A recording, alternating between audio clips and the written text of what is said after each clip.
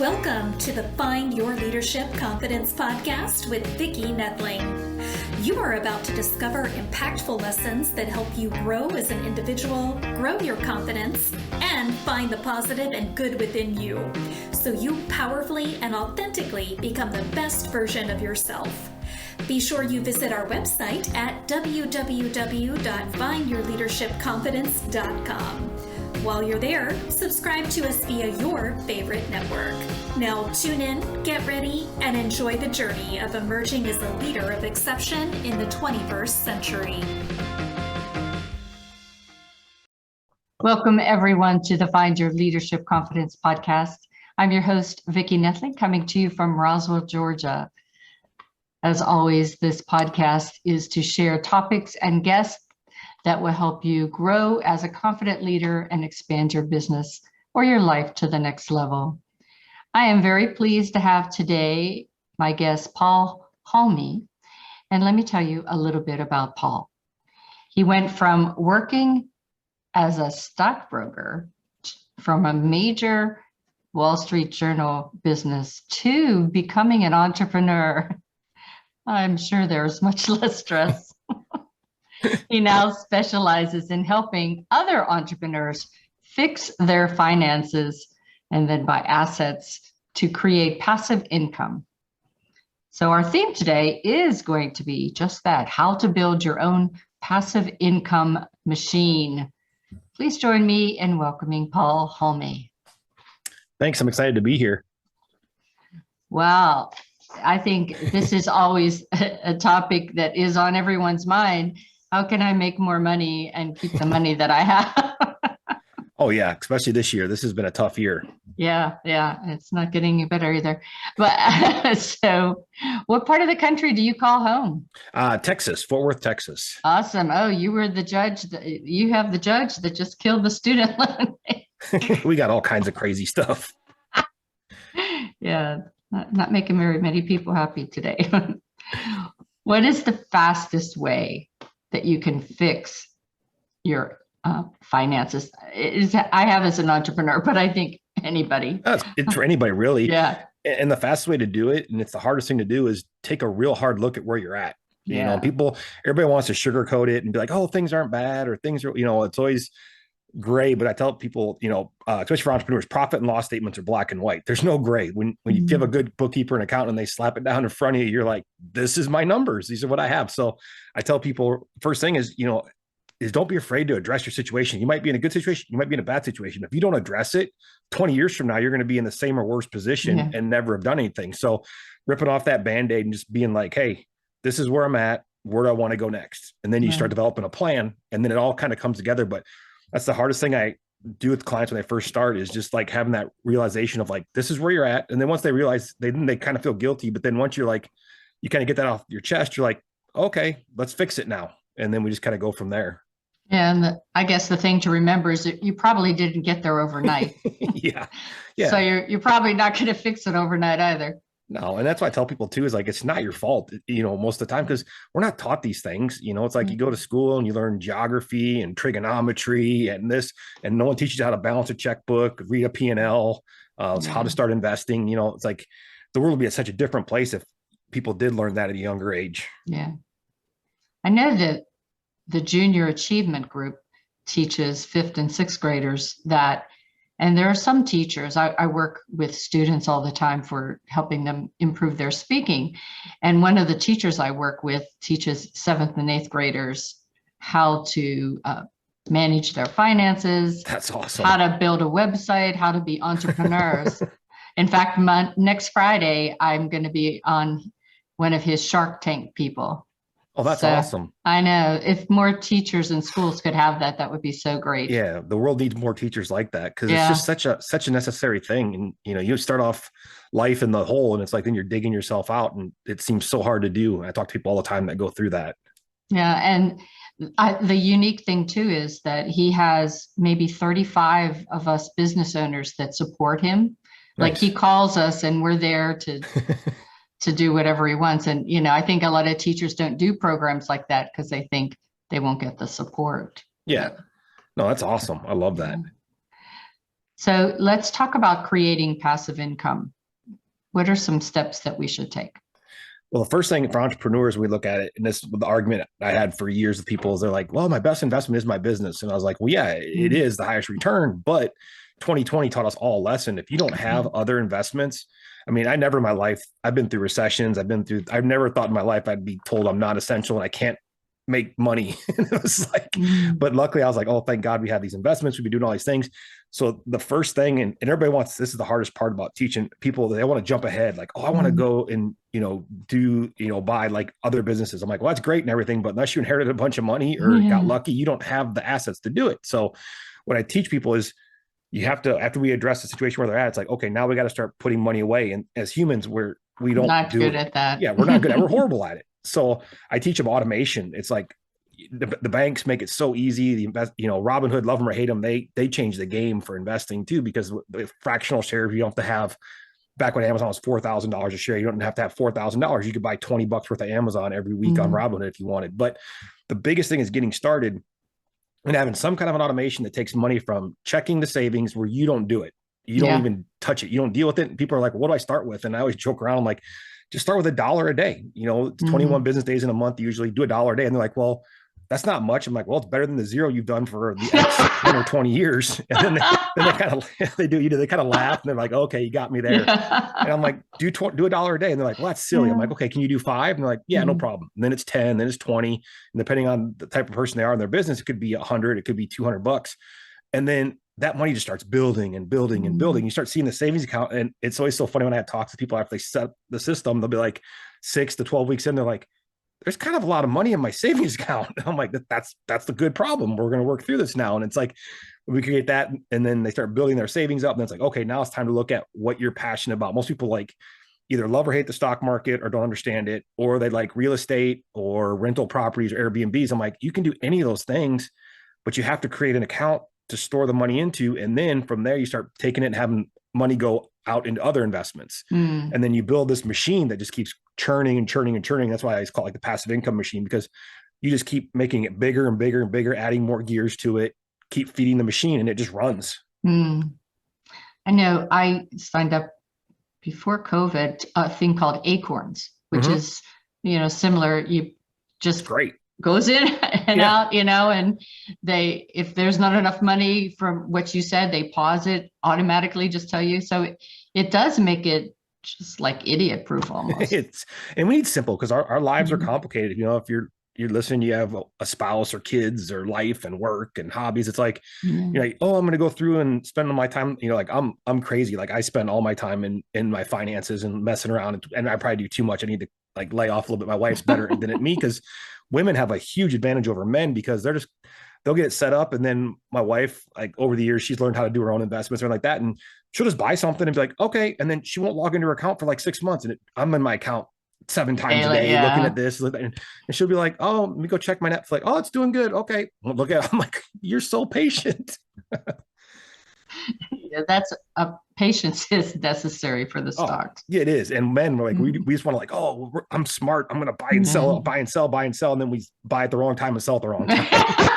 Yes. So why do you think everyone can be a millionaire then? It's just math. It's the craziest thing. It's literally like, I hated math in school. I used to joke around with people. I hated math but my favorite thing is money math, because once you understand it, and the earlier you understand it, like my son, he's just turned 20, and him and I, like he's got such a huge advantage over what I had when I grew up, because I grew up with, lower middle class. Nobody talked about investing, didn't have any influence. Then I became a stockbroker at 26. And I'm like, whoa, this world is amazing. It's like, I'm talking to people on the phone and I'm thinking like, man, how'd you get so rich? You're talking to millionaires. And they're like, well, I put $500 a month away for 40 years. I'm like, that's all you did? And they're like, I just put money away every month. And I'm like, this game's simple. So the earlier you start, the easier it is. Like my son, like when he turned 18, I'm like, okay, you're 18.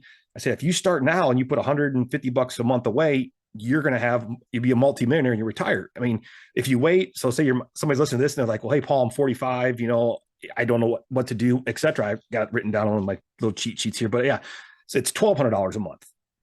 So you can still do it. Anybody can do it, but the longer you wait, the more challenging it's be. But then But I always try to be optimistic with people. I'm like, listen, though, I said, I get clients sometimes like, I haven't done anything. I built my business up and I want to sell it someday, but I don't know if I'm going to be able to. And I'm like, well, then start building this up and they'll be looking at what they can do. And I always tell people the positive thing is like 50 to 65 is like our prime earning years. It's when you're going to make the most money you will in your life. So if you've messed up and you haven't done anything, you still got time. You just got to do a lot more. You just got to put a lot more in there, but anybody can do it. It's so fun to see people growing accounts and everything. And unfortunately, like this year's been just brutal.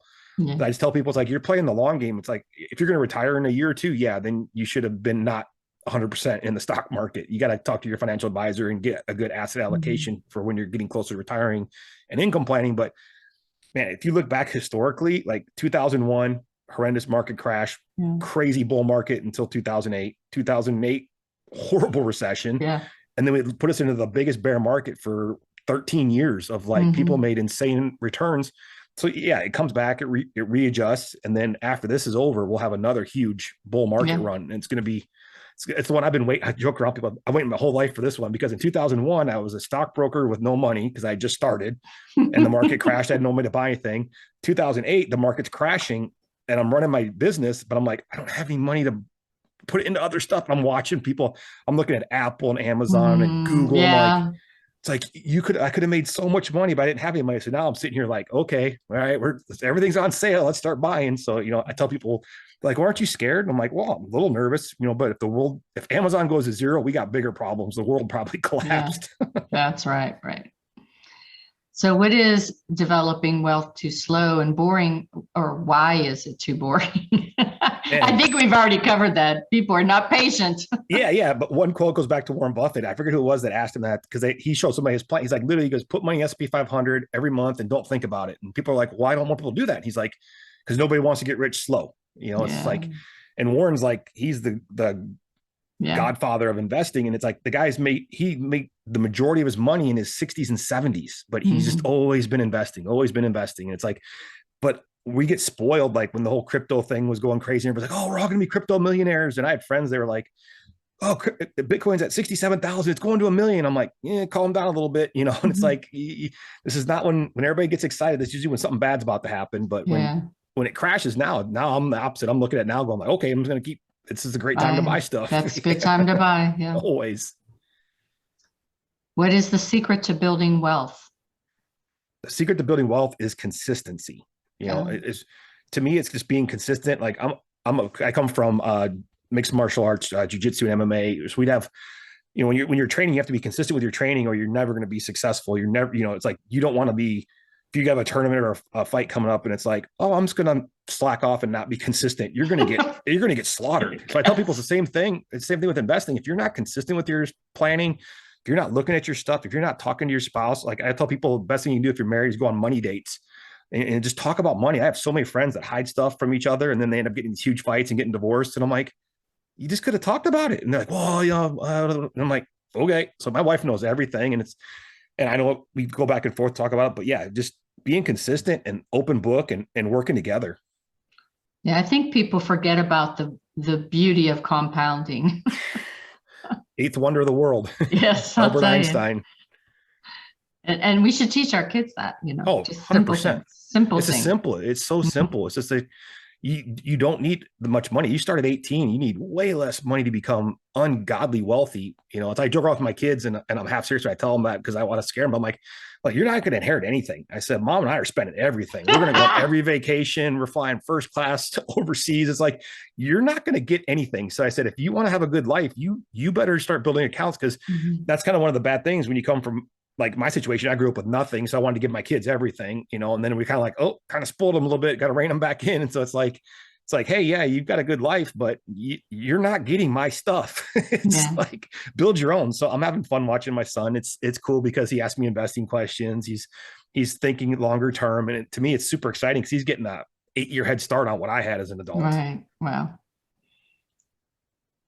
So you talked about having your kids start at 18, but I know a lot of parents can start for college education. So, those Roth accounts and even, start when that baby's born, instead of spending all that money on all the toys that they are too young to understand or care about, start putting that amount of money into a bank Yeah, or and that's what stocks or something. oh yeah, you can do a Roth IRA for the kids. You can do a 529. There's so many different options. We did a 529. So when my son went to college, it was like, oh, I got the money. It's like it didn't affect me that which school he wanted to go to or anything. Because I was like, oh, cool, the money's there. It's great. I don't have to deal with this. So Yeah. and you can start off with so little money doing it. But like I said, being consistent, like we were joking around, like when I eventually have grandkids, they're gonna have a lot of money because if you take a baby and you put, I think it's $150, it's $150 a year away for 18 years, and then they never invest another dollar, they'll be a multimillionaire when they're 65.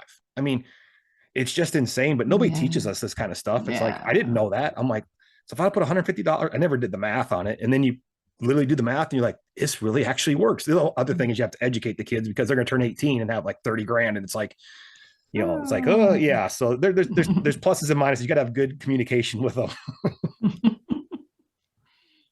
So we think that money always buys happiness, but why do most people that are unhappy, no matter how much money they have, why is that? You see a lot of rich people that have a smug on their face. Yeah, I know a lot of grumpy rich people, and it drives me nuts. I'm like, and what the problem is, we get in. It could be just in life in general. We get so caught up in the destination. Everybody's planned like, you have this dream vacation you want to go on. You think about it, you get there, and when you get there, it's like it's a cool place, but the journey of getting there was the best part, and the going with your spouse and doing this and doing that, and it was like that was the best part. When you got there, you're like, cool, it's sand and water.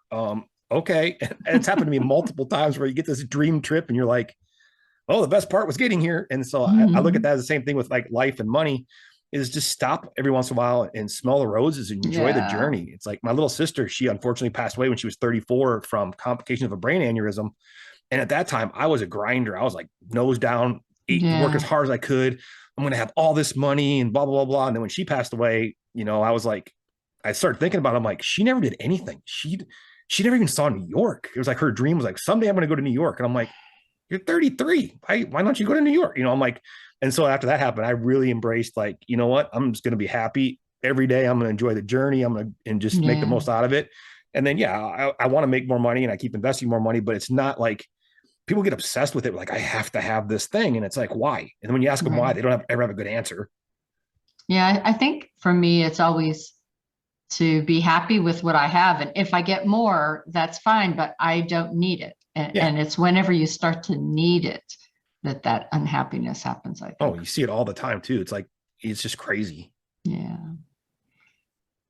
So we talked about your wife. You must have a wonderful wife. She's amazing. I don't know how she puts up with me. But what are some easy, less stressful, less painful ways to get your spouse on the same page financially? Start small with baby steps. I tell people, don't if it's like anything, if you just try to throw them in the deep end of the pool, they're going to get very upset if they don't know how to swim. So it's like, and a lot of time too, it's like for my wife, she was self-conscious of it because she didn't understand it. She didn't go to college. She always felt like she wasn't as smart as people. I'm like, you're very smart. So I start with this really basic stuff. And one thing that I do is kind of a hack at our house, and it drives her family, her sister-in-law's nuts, so they come over. But our house, we watch CNBC from TV's on CNBC. Don't turn the channel. It's on CNBC. We're always learning about stocks and investing.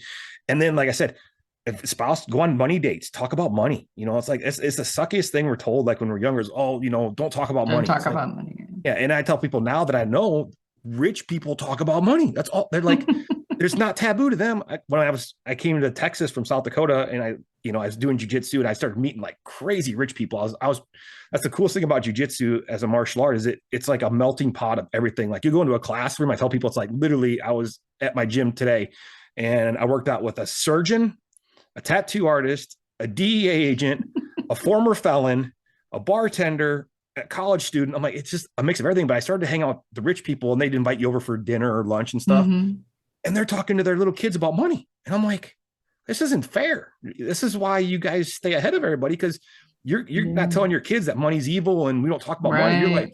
You're like, oh, hey, we're thinking about buying this property and investing in this. And then, Amazon stock's up 18%. It was a great year. I'm like, what is going on? This kid's 7. I'm like, so really just communication and just talking with your spouse. And it's funny because you'll get on the same page. It just takes time, sometimes. But as guys, we want to ram everything, like, oh no, just do everything. And it's like, to start small, little small conversations, getting on the same page. Because once you get on the same page, it's incredibly powerful. Like, I joke around, my wife saved me during COVID because, well, I was running a non-essential business, consulting for non-essential businesses. Like, we got to do something.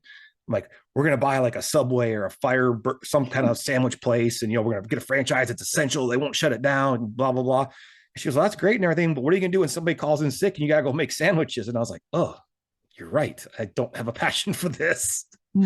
So she saved me up, because I was freaking out. I was like trying to figure out, okay, I got to put this much money down, go through this training. And then she's like, stop. And I'm like, okay, thank you. You saved me a couple of years of headache. Yeah. This environment really saved a lot of people that were speakers, trainers, coaches, just like us. Whenever I started doing Zoom meetings, it was when I was working for a corporation, and you couldn't get anybody even to turn on their camera during a meeting. And so whenever COVID hit, I was advising 5 districts of Toastmasters in California, and I live in Georgia. And it was as if a light bulb went over all these people's heads. It's like, oh my God, this does work. I can communicate well, and I can make a difference, and I can coach and train without being in front of you, in a room somewhere. So to me, it was a godsend, because it really helped us. When you travel all the time from city to city, that's hard on you to enjoy life. And it doesn't make the journey it makes the journey challenging. Got to get creative. So if you can throw in, a trip in between all of these on Zooms and things, it's just so much more efficient, I think. I think so too. I think we learned a lot, that you can get a lot done without having to travel from the meeting to the meeting for the meeting. Yeah. And people were talking about Zoom fatigue, and that always cracked me up, because I just remember going from meeting to meeting to meeting in person, and you're like, that's fatigue. To me, it's no difference. All right, it's time now for rapid fire. We have 5 questions. Just spend about a minute answering each one. They're all questions you can easily answer. Awesome. Number 1 tip for the first-time investor. Number 1 tip is just get started. Literally, people are so scared. I tell people the best thing you can do, because everybody's scared. They're like, when I have more money, I'm going to go in and talk to somebody at Schwab, Philly Ameritrade. I'm like, no, go in now. They're not going to roll out the red carpet, because they're going to help you. So don't be afraid. Start getting in and talking to people about investing, and you'll realize they're just regular people, but people are so scared to go in and talk to somebody. Yeah. What is the value, the benefit, I guess, the need probably of having a powerful money mindset? It's everything. It literally is everything. Like, I joke, people are like, oh, you've got it figured out. I'm like, I have to work on my mindset every day. Every day my mind is like, I wake up and the market's down, and I'm like, oh my God, it's like, oh, this sucks, or something's going on. So you have to have that powerful mindset of like thinking positively, thinking optimistically. Yes, things go down, things go up, but in the long run, you're going to be fine. But really focus on creating a more powerful mindset, thinking about money, talking about money, not being scared of money, and it changes the game completely. And if it's down, there may be some great buys out there. Yeah, exactly. Yeah. Advice you wish you had when you started out all those years ago. Man, advice I wish I had back then was invest earlier in life. Yeah. and never stop. That's one mistake I look back at and I made is I started late. I call it late, 26 is when I started. And then when I started my business, I had to stop investing for a period of about 3 years. And I could have done things differently, and I should have kept investing, because I missed out on one of the best 3 years in the history of the market to invest. So I look back at that and I'm like, dude, why weren't you putting $150 a month away? You could have skipped something and done that. So that was a huge mistake I made. Yeah. I remember when I first started at UPS, I was working with the CIO, and he invested all the time, and I was just investing play money in Home Depot and all these things. And he's making all this money, and I'm just like, oh yeah, I may pretend. Yeah. It's like, okay, well, let's change that. So you came, as you said, from MMA. Yep.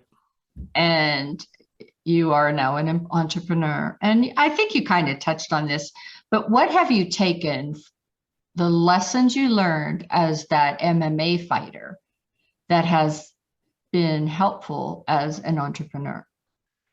Dealing with stress and challenges. Once I tell people it's an unfair advantage that people from my industry have coming into business, because when things happen in MMA, if you freak out, you get clobbered. It's like, yes, you can't freak out. You got to stay calm. Things go your way. It's the exact opposite of your mind. Everybody thinks, oh, you got to react. It's like, no, if something goes wrong, you slow down, you assess the situation, you breathe, and you think. So in business investing, I have things go wrong all the time. And then the first thing I do is I just step away. I'm like, okay, let's take a breath. Okay, what's wrong? How do we fix this? I don't panic. And so literally that was the biggest thing. I tell people that if you can develop that skill set, because I have so many friends that just blow off the handle. And I'm like, now you just made it 10 times worse. This person that they're in wants to never do business with you again. Yeah. And you could have just talked through it. And they're like, oh yeah, you're right. I shouldn't have sent that text. I'm like, no, you shouldn't have. Yeah. I remember when we went to buy my house I'm in now, we looked at 100 houses, and my brother-in-law, who's older than my husband, said, I'll come and help you with that. And he and my husband went and negotiated a deal on the house that I really, really wanted. And he insulted them to the point where I could not even ever talk to them again. So yeah, you can't burn bridges. Yeah, you need to not burn bridges. So we talked about journey. What's your next path on your journey?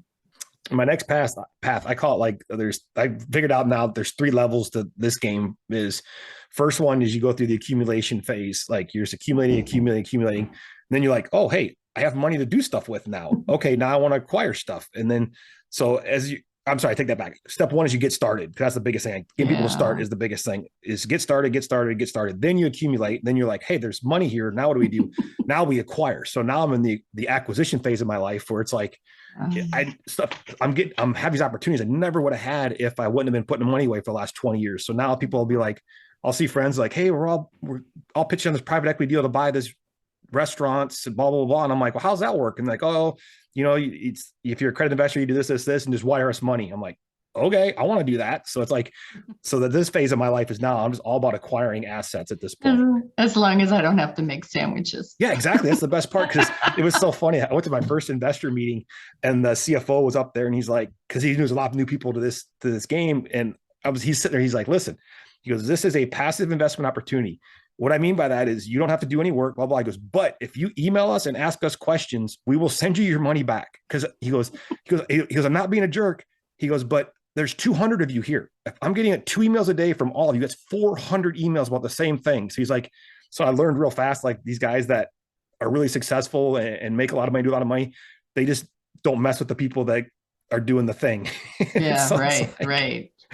Just let them do what they know how to do. Let them do. Yeah. So this phase is all about acquiring, I guess the 4th phase, I don't know if I'll ever hit the 4th phase of just enjoying things, because I'm wired to just keep building, but it's still enjoying the journey though. Well, yeah, that's what I was going to say. It's, if you didn't have anything going, that's like for me, when I retired, it was 2 years of going, traveling. And then I thought, okay, I got to do something else. That's what I hear from a lot of people, is like, once you stop, you kind of get like, okay. Yeah. And it's like, and it's crazy too, the number of people that actually die, not too long because they get retired and it's not what they thought it was going to be. And then they get kind of sad and start drinking a lot, and they don't do anything. It's like, so for me, it's like, I'm always going to be on the journey of doing stuff, but I'm going to enjoy the journey a lot more and travel a lot more for me, not for business.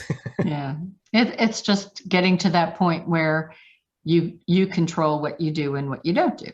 Yeah, exactly. Still be able to have the fun, but then no, that's just to regroup, re-energize yourself to go and do some more good stuff.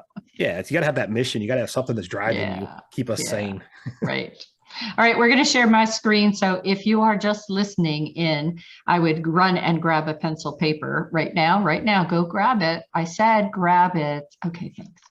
All right, so this is Paul's information, and his website is his name, Paul, Halme, Halme, paulhalme.com.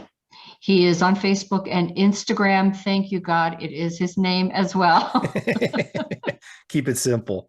I know. It's like, oh, what was that? It's about a world. No. Okay. Paul.Halme. And he has some free information out there on Instagram that he would like to talk to you about. Yeah, so Instagram is my favorite platform by far. It's a happier place. People share a lot of what they're doing, and like I said, their journeys. I love Instagram stories of people that I know or get to know. So a lot of times on my Instagram, I share a lot of travel hacks for free. That's one of my favorite things, is travel hacking trips and flights and hotels. So I'm always updating people on stuff with that on Instagram, and also just any kind of things that I'm doing. Like, follow along my stories, things I'm doing in the financial world and things I'm doing in the investment world. I'm pretty transparent about what I do, and people seem to like it. So I'd love to give away lots of free content. Awesome. Okay. So thank you so much for being our guest today. You gave a ton of good information, and from being somebody that's been there, done that, I will tell you, he gave you a ton of good information. Thank you very much. I had a great time. I want you to be sure to go ahead and reach out to him, go to that Instagram site and get that free content, or visit his website, get to learn a little bit more about him. And once again, thank you so much for being such a great guest. I appreciate all the time you spent with us. And as always, I end this by saying something that we said throughout this whole interview, that until next time, please remember that life is a journey, and it's up to you to enjoy the ride. This is Vicki Nettling signing off. Thank you for tuning into the Find Your Leadership Confidence podcast with Vicki Nettling, where we share impactful lessons that help you grow as an individual, grow your confidence, and find the positive and good within you so you powerfully and authentically become the best version of yourself. Remember to visit our website at www.findyourleadershipconfidence.com and enjoy even more great episodes like this one. Again, while you're here, subscribe to us via your favorite network. We look forward to seeing you next time on the Find Your Leadership Confidence podcast.